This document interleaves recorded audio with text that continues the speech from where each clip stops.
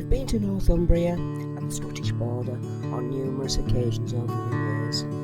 From the time when we were diving the Farne Islands and St Abbs, to the time when we've been taking wildlife photography also in the Farne Islands. On this particular trip we went in February 2020. When we got there in the evening, it was still fairly sunny and fairly pleasant, a little bit windy. So we decided to head off to Sea Houses. When we got there, it was nice to see that many of the old dive boats that we used to use are still in operation, taking divers out to the Farne Islands, probably giving much pleasure to many divers during the summer months, although at this time of year I don't think there'll be many diving trips.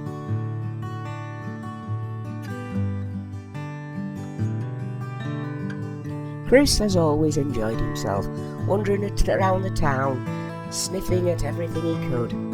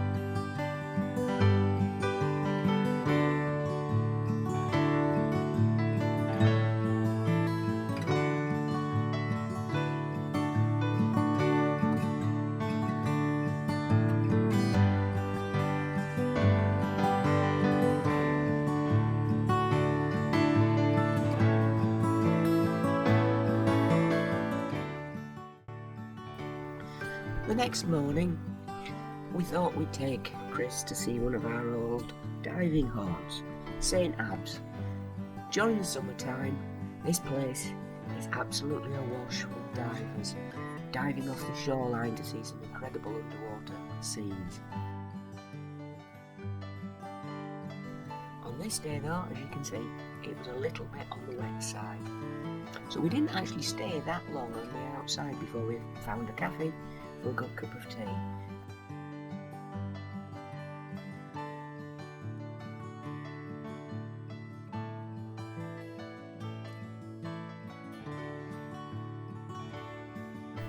In the afternoon we visited Bamborough Castle.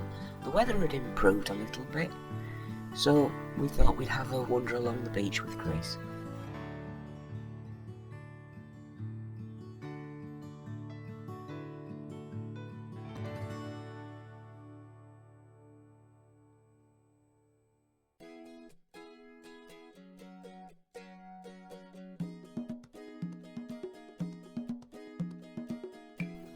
The site at Bamborough has been in use since Celtic times, about 420, and it was destroyed by the Vikings in 993. Normans built a new castle, which actually today forms the core of what you see.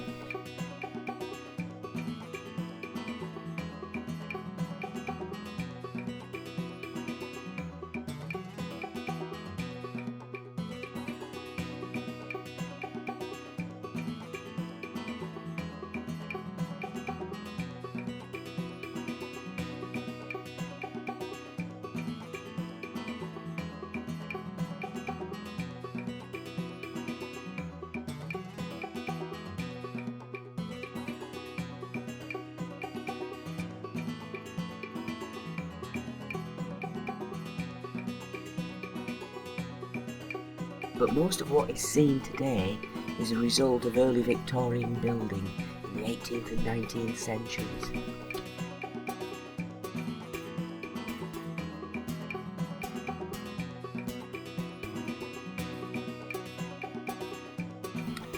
The next morning, with slightly improved weather, we decided to walk from the accommodation all the way to Dunstanburgh Castle. Chris enjoyed the walk, meeting many new friends along the way.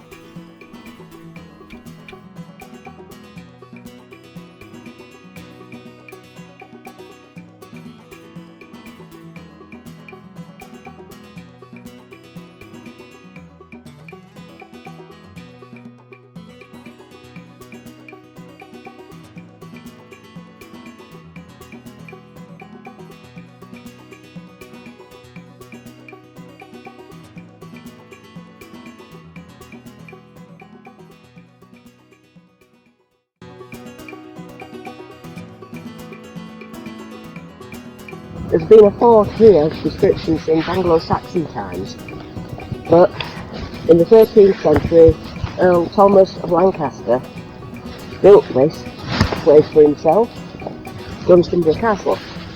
Well, it was believed he only ever visited it once, because at the Bathurst Bridge, he was captured by Henry and later executed. Over the years of the Wars of the Roses, it passed hands between the Lancastrian and the Yorkist houses on several occasions, almost as many times as the border between England and Scotland moved around at this position. Over the years, it fell into this wonderful great decay as it was described of in the 16th century. And later on, in more modern times, during the Second World War, there was a garrison based here, just in case the Germans invaded. Thankfully they never did. But today it's owned by English Heritage, and unfortunately on the day we came, it was closed. But it is still a magical place, so this 14th century castle has had a lot of history. Hi Mum!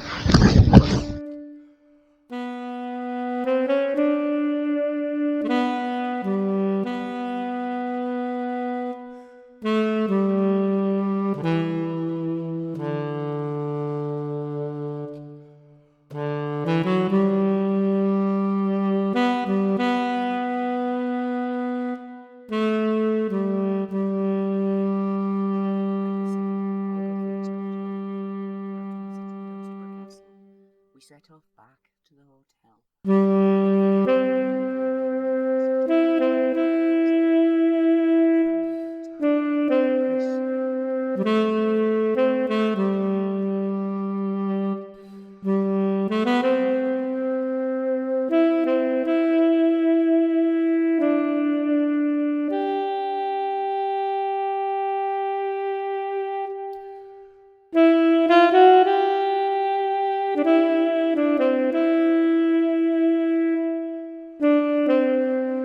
Chris.